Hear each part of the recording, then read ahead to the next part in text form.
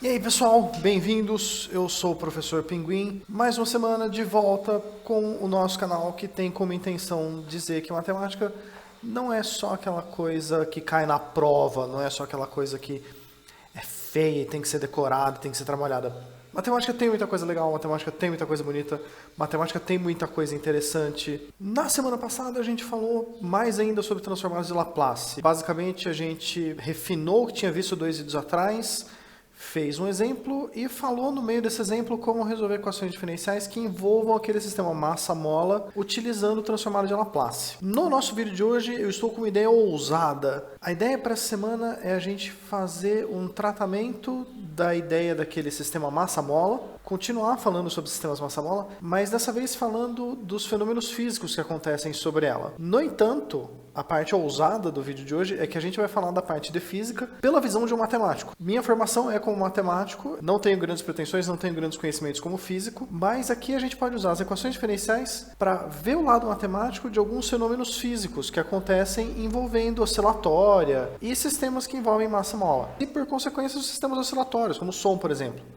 Fenômenos do som podem ser descritos por isso. Espero que vocês gostem. Vamos lá, bora lá, vamos começar. Esse vídeo é continuação direta do vídeo da semana passada. Eu recomendo que vocês possam dar uma olhada no vídeo da semana passada. O card deve estar passando aqui em cima de mim agora. Para entender um pouco melhor a parte das contas que a gente vai fazer nesse vídeo via software, entender um pouco o modelo do massa-mola, todos eles foram discutidos no vídeo passado. Se vocês quiserem ver, tá aí meu convite. Com esse resumo dá para vocês entenderem plenamente esse vídeo sem ter necessidade de ver completamente outro vídeo. Outro vídeo seria mais para ter conhecimento mais formal, conhecimento mais completo. Então, resumo rápido do que a gente viu no vídeo da semana passada. Na semana passada a gente usou transformadas de Laplace para resolver equações diferenciais e falou um pouco do sistema massa-mola. A transformada de Laplace basicamente pega uma equação que tenha derivadas, aplica uma transformada que vem de uma integral com limite no infinito, mas que já está tabelada, então vocês podem usar isso como se fosse uma caixa mágica.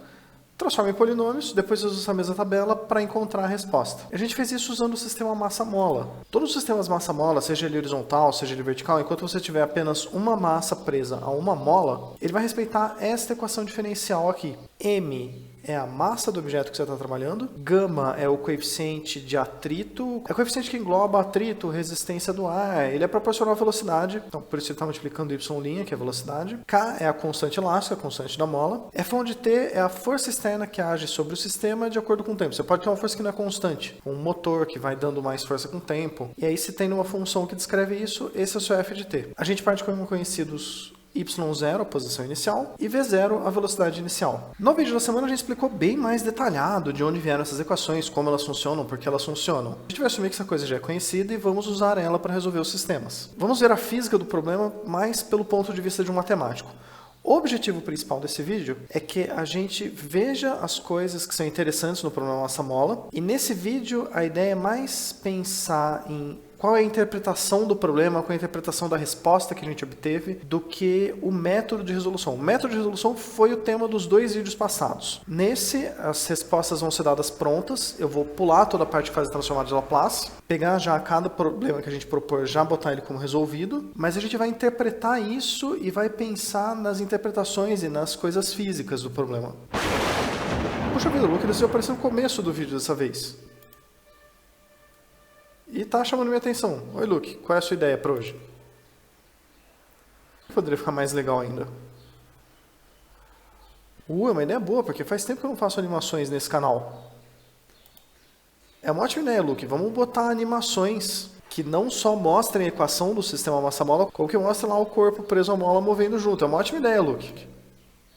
O Luke ficou feliz por isso, ele já foi embora, assim, já encerrou a participação dele nesse vídeo, foi rápido esse. Vou começar com um problema mais básico, aí a gente vai dificultando e tornando as coisas mais interessantes. No caso mais básico que a gente vai analisar, a gente começa com uma massa M, presa a uma mola que tem uma constante elástica K, e a gente vai assumir que nesse caso básico você não tem atrito, você não tem nenhuma força externa agindo sobre ele. E vamos supor que essa mala, ela parte de uma posição inicial y0, basicamente a gente estica ela, ou comprime ela a alguma posição inicial e solte ela com uma velocidade nula. Para criar o modelo dessa equação, a gente parte já do conhecido massa-mola, só que aqui como o nosso atrito é zero, a nossa força externa é zero, a nossa velocidade inicial é zero, e nós temos acesso à magia da edição, a gente tem essa versão que está mais simplificada. E qual é o objetivo desse vídeo? É analisar mais a parte física do que a parte dos métodos de resolução? Eu vou partir direto para o resultado, que a gente pode resolver com transformáveis de Laplace, não é difícil, e obtemos isso aqui. A equação que rege o movimento é y0 vezes cosseno de raiz de k sobre m vezes t. E aí a nossa ideia é fazer animação. Só que para fazer animação, se a gente jogar esses dados no computador, ele não vai conseguir fazer porque k, m, y0 são constantes que a gente não definiu. Para efeitos pura e simplesmente de animação, eu vou chutar valores para esses coeficientes. Eu vou dizer que y0 vale 2, k vale 1 e m vale 1. Trocando y0 por 2, trocando mk por 1, a gente vai ter só a equação f de t igual a 2 cosseno de t. E aqui, usando o software, eu criei uma animação pra gente, que ela vai fazer duas coisas ao mesmo tempo. Ela vai pegar esse corpo aqui em destaque, ele vai oscilar verticalmente com o movimento da mola, de acordo com essa equação que a gente obteve, 2 vezes cosseno de t. E ao mesmo tempo, aqui do lado vai aparecer o gráfico do movimento acompanhando isso. Rodando a nossa animação, a gente tem esse movimento oscilatório. Enquanto ele está fazendo esse movimento, este ponto descreve como ele funciona em função do tempo. Então, este eixo X aqui faz o papel do tempo, o eixo Y a posição da caixa. E se a gente não tem nenhum atrito, se é um movimento ideal, a mola vai fazer uma oscilação sempre igual, sempre com a mesma frequência, repetindo de intervalos em intervalos, e sempre com a mesma amplitude igual o tempo todo. Que é o que você espera quando você tem realmente um mundo sem atrito. Sem atrito as coisas vão se comportar sempre iguais. Uma coisa que é interessante ressaltar é só o nome. A gente chama esse valor que está aqui dentro do cosseno, raiz de k sobre m, como a frequência natural da oscilação. Ela é a frequência... O que acontece se você não tem nenhuma força agindo, nem externa dando energia, nem atrito tirando energia, e deixar o movimento acontecer, ele vai acontecer nesta frequência. Isso é chamado frequência natural de oscilação. Vamos incrementar um pouco o nosso problema. Se já tivesse um pouquinho de atrito, assim, se aquele coeficiente gama, em vez de ser zero, ele fosse um valor pequenininho, a gente pode fazer isso supondo o sistema massa-mola, usando os mesmos coeficientes anteriores, com a mudança de que agora a gente tem um gama que eu chutei 0.1, só para ter um atrito pequeno. O que vai mudar no nosso sistema é que agora a gente tem esse termo novo, 0.1y', e o resultado dele, resolvendo por software, já pulando toda a parte de transformar de Laplace, é esta equação aqui. Vamos ver agora como é que fica o movimento em termos práticos, quando a gente vê essa animação. Mesmo software anterior, mesmo processo gráfico do anterior. O que vai mudar é basicamente a equação da animação, que em vez de ser a solução do problema anterior, vai ser a solução desse problema. E jogando na animação, a gente tem a animação acontecendo, a oscilação continua ocorrendo, mas agora a amplitude dele vai diminuindo. Que faz sentido, porque você tem atrito que você não tinha antes. Então, por causa do atrito, você vai tendo desgaste e essa oscilação diminui com o tempo. Mas se agora fosse muito atrito, aquele coeficiente de atrito que a gente botou 0.1, se a gente usasse um valor muito grande para ele, vamos trocar ele agora por 10 e ver o que acontece. Para a equação diferencial, o que muda é só substituir o gama por um número diferente. Aqui é 10 em vez de ser 0.1. E quando a gente resolve, a gente vai obter esse resultado, que não tem mais aquele seno e cosseno, agora são exponenciais com coeficiente negativo. Quando a gente joga isso para ver na animação como fica, de novo é o mesmo software, só que agora com aquela equação para fazer o movimento. Vamos rodar a animação. E o que acontece é que o atrito é tão grande que a mola nem oscila, ela age como se fosse praticamente um freio, voltando para a posição original. Então o nosso movimento ele nem oscila, ele só desce e vai tendendo para o zero.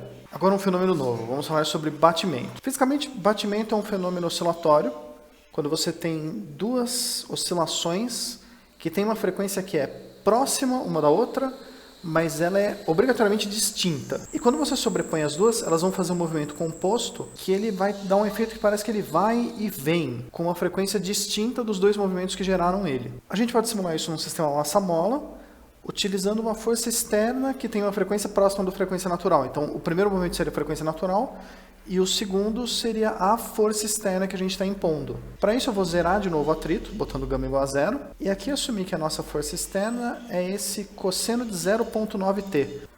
Porque nos dados que a gente fez, a frequência natural era 1. 0.9 é um número que é perto de 1, e ele também é diferente de 1. A nossa equação diferencial vai ser esta aqui, e o resultado dela é dado por esta expressão. De novo, a expressão por si só não diz nada, a gente pode fazer a animação dela e ver como é o gráfico dela. Aqui tem uma mudança em relação às animações anteriores que a gente fez, que eu estou dando zoom out. Antes a gente representava sempre os primeiros 30 segundos do movimento, aqui eu estou representando 300 para deixar mais claro como o fenômeno de batimento funciona. Rodando a animação de acordo com aquela equação que a gente obteve da equação diferencial, esse é o movimento composto. Fisicamente, isso vai acontecer porque você tem dois movimentos que têm frequências que são diferentes, mais próximas. Se elas são diferentes, eventualmente elas podem estar compondo, somando as amplitudes e eventualmente ficando distintas. Essa proximidade das frequências garante que os dois aconteçam. Porque se uma fosse o dobro da outra, a cada duas oscilações da mais rápida, ela já repetiria de novo. Se ela é próxima, e nesse caso a diferença é de 10%, a gente vai ter 10 oscilações até que elas repitam de novo. Nessas 10 oscilações você tem tempo de ter interferência tanto construtiva quanto destrutiva.